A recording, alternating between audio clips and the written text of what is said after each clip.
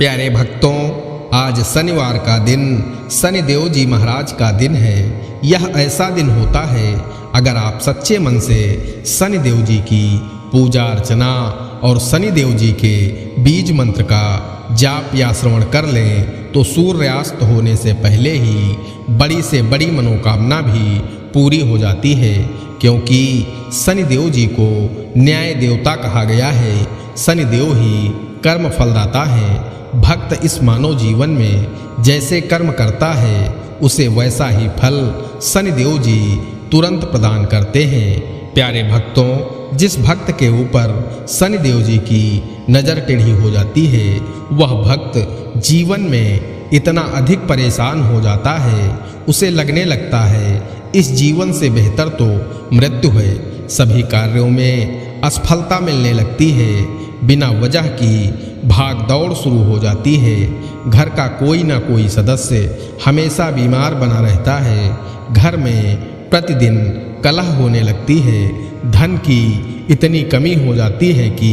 जरूरी काम भी रुकने लगते हैं। धंधा व्यापार अचानक से चौपट हो जाता है। कोर्ट कचहरी के मामले शुरू हो जाते हैं। कभी कभी भक्त शनिदेव जी की कुदृष्टि से अकाल मृत्यु तक को प्राप्त हो जाता है। इसीलिए सुखी और निरोगी जीवन जीने के लिए शनिदेव जी का आपके ऊपर प्रसन्न रहना अति आवश्यक है। प्यारे भक्तों, शनिदेव जी को प्रसन्न करना बहुत ही सरल है। आप शनिदेव जी को सिर्फ 5 मिनट में प्रसन्न कर सकते हैं। इसके लिए आपको शनिवार के दिन शनिदेव महाराज के बीज मंत्र का 108 बार यानी 1 माला जाप या श्रवण करना पर्याप्त माना जाता है। अगर आप प्रतिदिन या सिर्फ प्रत्येक शनिवार इस बीज मंत्र का 108 बार जाप या श्रवण करेंगे तो शनि की महादशा में भी आप सुखी और निरोगी जीवन का आनंद ले सकेंगे। प्यारे भक्तों, आइए शनिदेव जी के इस बीज मंत्र को कम से कम 1 माला यानी 108 बार सुन लेते हैं। लेकिन उससे पहले सभी भक्तों से एक छोटा सा निवेदन है। वीडियो पसंद आए तो दिल से एक लाइक करिएगा और इसी तरह के कल्याणकारी वीडियो आगे भी देखने के लिए हमारे चैनल मंत्र की विद्या को सब्सक्राइब करके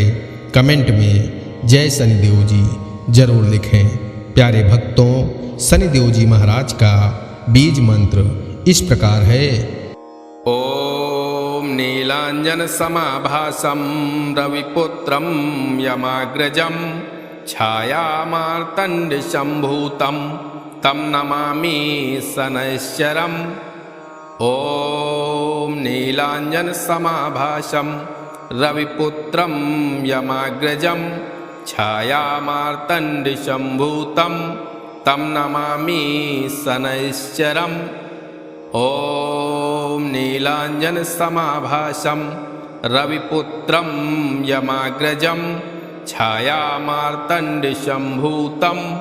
तं नमामि शनैश्चरम्। ओम नीलांजन समाभासं रविपुत्रं यमाग्रजं छायामार्तंड शंभूतं तं नमामि शनैश्चरम्। ओम नीलांजन समाभासं रविपुत्रं यमाग्रजं छायामार्तंड शंभूतं तं नमामि शनैश्चरम्। ओम नीलांजन समाभासं रविपुत्रं यमाग्रजं छायामार्तंड शंभूतं तं नमामि शनैश्चरम्। ओम नीलांजन समाभासं रविपुत्रं यमाग्रजं छायामार्तंड शंभूतं तं नमामि शनैश्चरम्। ओम नीलांजन समाभासं रविपुत्रं यमाग्रजं छायामार्तंड शंभूतं तं नमामि शनैश्चरम्। ओम नीलांजन समाभासं रविपुत्रं यमाग्रजं छायामार्तण्डशम्भूतं तं नमामि शनैश्चरम् ॐ नीलाञ्जनसमाभासं रविपुत्रं यमाग्रजं छायामार्तण्डशम्भूतं तं नमामि शनैश्चरम् ॐ नीलाञ्जनसमाभासं रविपुत्रं यमाग्रजं छायामार्तण्डशम्भूतं तं नमामि शनैश्चरम् ॐ नीलाञ्जनसमाभासं रविपुत्रं यमाग्रजं छायामार्तण्डशम्भूतं तं नमामि शनैश्चरम् ॐ नीलाञ्जनसमाभासं रविपुत्रं यमाग्रजं छायामार्तण्डशम्भूतं तं नमामि शनैश्चरम् ॐ नीलाञ्जनसमाभासं रविपुत्रं यमाग्रजं छायामार्तण्डशम्भूतं तं नमामि शनैश्चरम् ॐ नीलाञ्जनसमाभासं रविपुत्रं यमाग्रजं छायामार्तण्डशम्भूतं तं नमामि शनैश्चरम् ॐ नीलाञ्जनसमाभासं रविपुत्रं यमाग्रजं छायामार्तण्डशम्भूतं तं नमामि शनैश्चरम् ॐ नीलाञ्जनसमाभासं रविपुत्रं यमाग्रजं छायामार्तण्डशम्भूतं तं नमामि शनैश्चरम् ॐ नीलाञ्जनसमाभासं रविपुत्रं यमाग्रजं छायामार्तण्डशम्भूतं तं नमामि शनैश्चरम् ॐ नीलाञ्जनसमाभासं रविपुत्रं यमाग्रजं छायामार्तण्डशम्भूतं तं नमामि शनैश्चरम् ॐ नीलाञ्जनसमाभासं रविपुत्रं यमाग्रजं छायामार्तण्डशम्भूतं तं नमामि शनैश्चरम् ॐ नीलाञ्जनसमाभासं रविपुत्रं यमाग्रजं छायामार्तण्डशम्भूतं तं नमामि शनैश्चरम् ॐ नीलाञ्जनसमाभासं रविपुत्रं यमाग्रजं छायामार्तण्डशम्भूतं तं नमामि शनैश्चरम् ॐ नीलाञ्जनसमाभासं रविपुत्रं यमाग्रजं छायामार्तण्डशम्भूतं तं नमामि शनैश्चरम्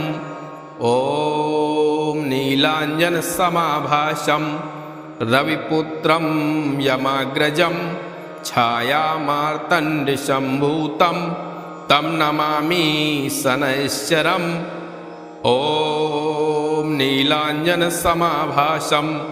रविपुत्रं यमाग्रजं छायामार्तण्डशम्भूतं तं नमामि शनैश्चरम् ॐ नीलाञ्जनसमाभासं रविपुत्रं यमाग्रजं छायामार्तण्डशम्भूतं तं नमामि शनैश्चरम् ॐ नीलाञ्जनसमाभासं रविपुत्रं यमाग्रजं छायामार्तण्डशम्भूतं तं नमामि शनैश्चरम् ॐ नीलाञ्जनसमाभासं रविपुत्रं यमाग्रजं छायामार्तण्डशम्भूतं तं नमामि शनैश्चरम् ॐ नीलाञ्जनसमाभासं रविपुत्रं यमाग्रजं छायामार्तण्डशम्भूतं तं नमामि शनैश्चरम् ॐ नीलाञ्जनसमाभासं रविपुत्रं यमाग्रजं छायामार्तण्डसम्भूतं तं नमामि शनैश्चरम् ॐ नीलाञ्जनसमाभासं रविपुत्रं यमाग्रजं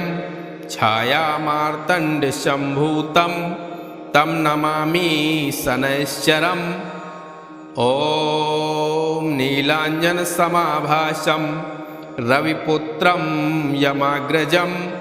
छायामार्तण्डसम्भूतं तं नमामि शनैश्चरम् ॐ नीलाञ्जनसमाभासं रविपुत्रं यमाग्रजं छायामार्तण्डसम्भूतं तं नमामि शनैश्चरम् ॐ नीलाञ्जनसमाभासं रविपुत्रं यमाग्रजं छायामार्तण्डसम्भूतं तं नमामि शनैश्चरम् ॐ नीलाञ्जनसमाभासं रविपुत्रं यमाग्रजं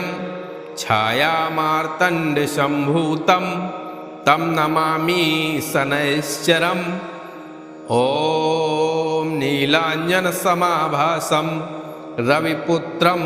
यमाग्रजं छायामार्तण्डसम्भूतं तं नमामि शनैश्चरम् ॐ नीलाञ्जनसमाभासं रविपुत्रं यमाग्रजं छायामार्तण्डसम्भूतं तं नमामि शनैश्चरम् ॐ नीलाञ्जनसमाभासं रविपुत्रं यमाग्रजं छायामार्तण्डसम्भूतं तं नमामि शनैश्चरम् ॐ नीलाञ्जनसमाभासं रविपुत्रं यमाग्रजं छायामार्तण्डसम्भूतं तं नमामि शनैश्चरम् ॐ नीलाञ्जनसमाभासं रविपुत्रं यमाग्रजं छायामार्तण्डसम्भूतं तं नमामि शनैश्चरम् ॐ नीलाञ्जनसमाभासं रविपुत्रं यमाग्रजं छायामार्तण्डसम्भूतं तं नमामि शनैश्चरम् ॐ नीलाञ्जनसमाभासं रविपुत्रं यमाग्रजं छायामार्तण्डसम्भूतं तं नमामि शनैश्चरम् ॐ नीलाञ्जनसमाभासं रविपुत्रं यमाग्रजं छायामार्तण्डसम्भूतं तं नमामि शनैश्चरम् ॐ नीलाञ्जनसमाभासं रविपुत्रं यमाग्रजं छायामार्तण्डसम्भूतं तं नमामि शनैश्चरम् ॐ नीलाञ्जनसमाभासं रविपुत्रं यमाग्रजं छायामार्तण्डसम्भूतं तं नमामि शनैश्चरम् ॐ नीलाञ्जनसमाभासं रविपुत्रं यमाग्रजं छायामार्तण्डसम्भूतं तं नमामि शनैश्चरम् ॐ नीलाञ्जनसमाभासं रविपुत्रं यमाग्रजं छायामार्तण्डसम्भूतं तं नमामि शनैश्चरम् ॐ नीलाञ्जनसमाभासं रविपुत्रं यमाग्रजं छायामार्तण्डसम्भूतं तं नमामि शनैश्चरम् ॐ नीलाञ्जनसमाभासं रविपुत्रं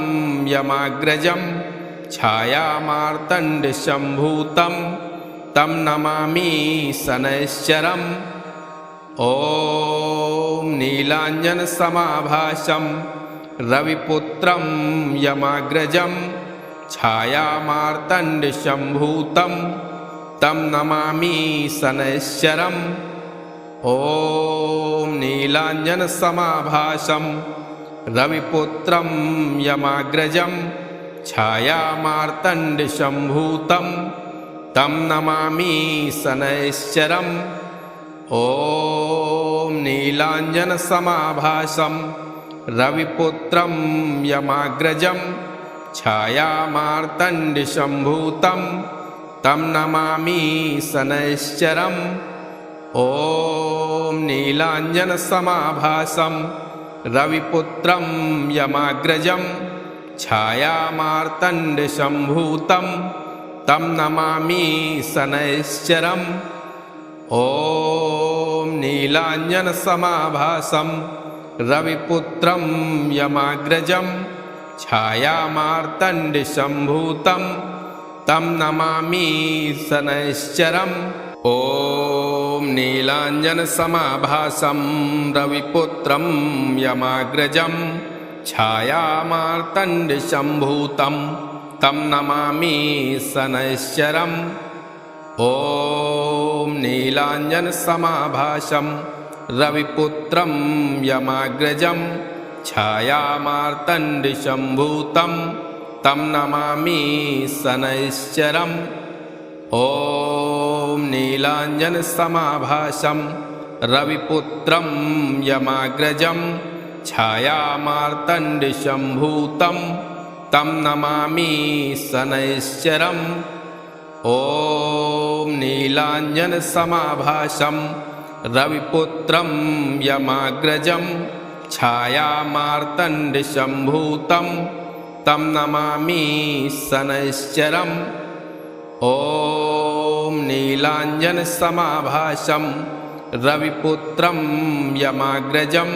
छायामार्तण्डशम्भूतं तं नमामि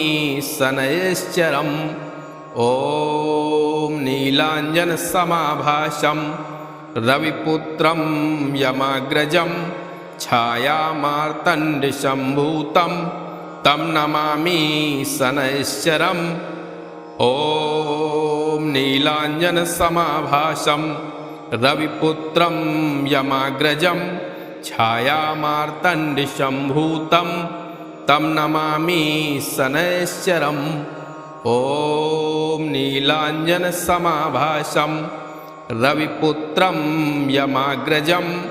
छायामार्तण्डशम्भूतं तं नमामि शनैश्चरम् ॐ नीलाञ्जनसमाभासं रविपुत्रं यमाग्रजं छायामार्तण्डशम्भूतं तं नमामि शनैश्चरम् ॐ नीलाञ्जनसमाभासं रविपुत्रं यमाग्रजं छायामार्तण्डशम्भूतं तं नमामि शनैश्चरम् ॐ नीलाञ्जनसमाभासं रविपुत्रं यमाग्रजं छायामार्तण्डशम्भूतं तं नमामि शनैश्चरम् ॐ नीलाञ्जनसमाभासं रविपुत्रं यमाग्रजं छायामार्तण्डशम्भूतं तं नमामि शनैश्चरम् ॐ नीलाञ्जनसमाभासं रविपुत्रं यमाग्रजं छायामार्तण्डशम्भूतं तं नमामि शनैश्चरम् ॐ नीलाञ्जनसमाभासं रविपुत्रं यमाग्रजं छायामार्तण्डशम्भूतं तं नमामि शनैश्चरम् ॐ नीलाञ्जनसमाभासं रविपुत्रं यमाग्रजं छायामार्तण्डशम्भूतं तं नमामि शनैश्चरम् ॐ नीलाञ्जनसमाभासं रविपुत्रं यमाग्रजं छायामार्तण्डशम्भूतं तं नमामि शनैश्चरम् ॐ नीलाञ्जनसमाभासं रविपुत्रं यमाग्रजं छायामार्तण्डसम्भूतं तं नमामि शनैश्चरम् ॐ नीलाञ्जनसमाभासं रविपुत्रं यमाग्रजं छायामार्तण्डसम्भूतं तं नमामि शनैश्चरम् ॐ नीलाञ्जनसमाभासं रविपुत्रं यमाग्रजं छायामार्तण्डसम्भूतं तं नमामि शनैश्चरम् ॐ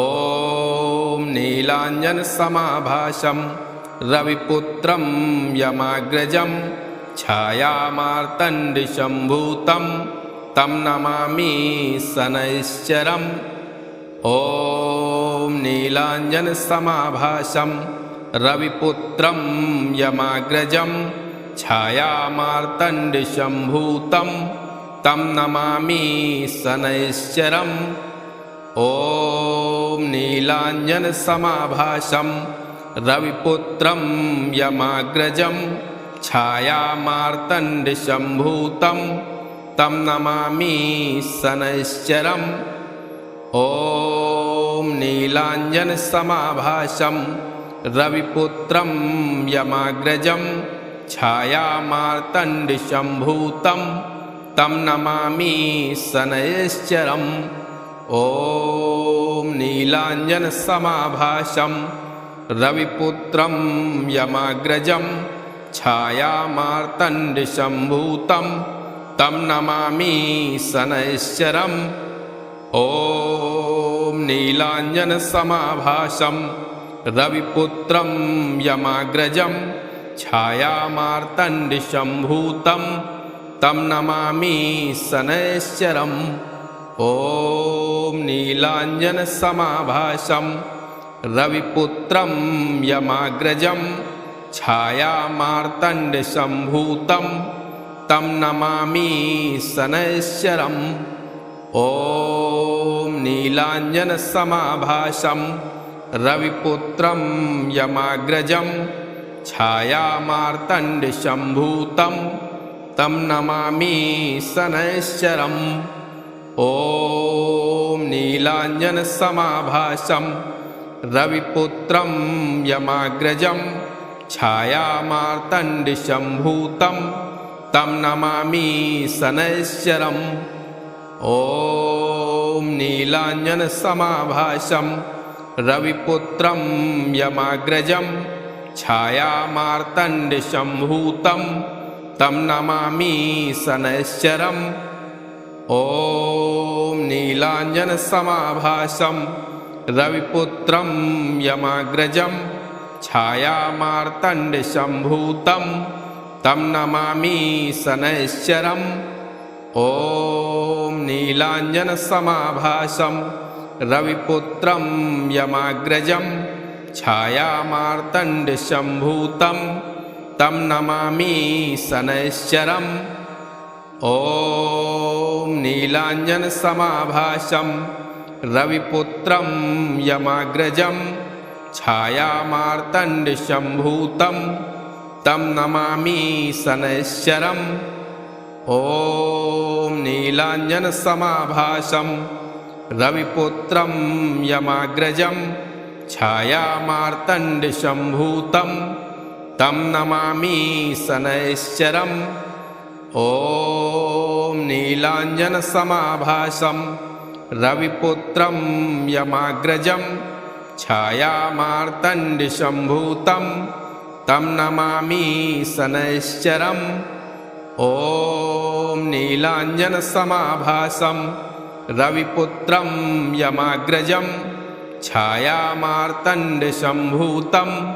तं नमामि शनैश्चरम् ॐ नीलाञ्जनसमाभासं रविपुत्रं यमाग्रजं छायामार्तण्डसम्भूतं तं नमामि शनैश्चरम् ॐ नीलाञ्जनसमाभासं रविपुत्रं यमाग्रजं छायामार्तण्डसम्भूतं तं नमामि शनैश्चरम् ॐ नीलाञ्जनसमाभासं रविपुत्रं यमाग्रजं छायामार्तण्डशम्भूतं तं नमामि शनैश्चरम् ॐ नीलाञ्जनसमाभासं रविपुत्रं यमाग्रजं छायामार्तण्डशम्भूतं तं नमामि शनैश्चरम् ॐ नीलाञ्जनसमाभासं रविपुत्रं यमाग्रजं छायामार्तण्डशम्भूतं तं नमामि शनैश्चरम् ॐ नीलाञ्जनसमाभासं रविपुत्रं यमाग्रजं छायामार्तण्डशम्भूतं तं नमामि शनैश्चरम् ॐ नीलाञ्जनसमाभासं रविपुत्रं यमाग्रजं छायामार्तण्डशम्भूतं तं नमामि शनैश्चरम् ॐ नीलाञ्जनसमाभासं रविपुत्रं यमाग्रजं छायामार्तण्डशम्भूतं तं नमामि शनैश्चरम् ॐ नीलाञ्जनसमाभासं रविपुत्रं यमाग्रजं छायामार्तण्डशम्भूतं तं नमामि शनैश्चरम् ॐ नीलाञ्जनसमाभासं रविपुत्रं यमाग्रजं छायामार्तण्डशम्भूतं तं नमामि शनैश्चरम् ॐ नीलाञ्जनसमाभासं रविपुत्रं यमाग्रजं छायामार्तण्डशम्भूतं तं नमामि शनैश्चरम् ॐ नीलाञ्जनसमाभासं रविपुत्रं यमाग्रजं छायामार्तण्डशम्भूतं तं नमामि शनैश्चरम् ॐ नीलाञ्जनसमाभासं रविपुत्रं यमाग्रजं छायामार्तण्डशम्भूतं तं नमामि शनैश्चरम् ॐ नीलाञ्जनसमाभासं रविपुत्रं यमाग्रजं छायामार्तण्डशम्भूतं तं नमामि शनैश्चरम् ॐ नीलाञ्जनसमाभासं रविपुत्रं यमाग्रजं छायामार्तण्डशम्भूतं तं नमामि शनैश्चरम् ॐ नीलाञ्जनसमाभासं रविपुत्रं यमाग्रजं छायामार्तण्डशम्भूतं तं नमामि शनैश्चरम् ॐ नीलाञ्जनसमाभासं रविपुत्रं यमाग्रजं छायामार्तण्डशम्भूतं तं नमामि शनैश्चरम् ॐ नीलाञ्जनसमाभासं रविपुत्रं यमाग्रजं छायामार्तण्डशम्भूतं तं नमामि शनैश्चरम् ॐ नीलाञ्जनसमाभासं रविपुत्रं यमाग्रजं छायामार्तण्डशम्भूतं तं नमामि शनैश्चरम्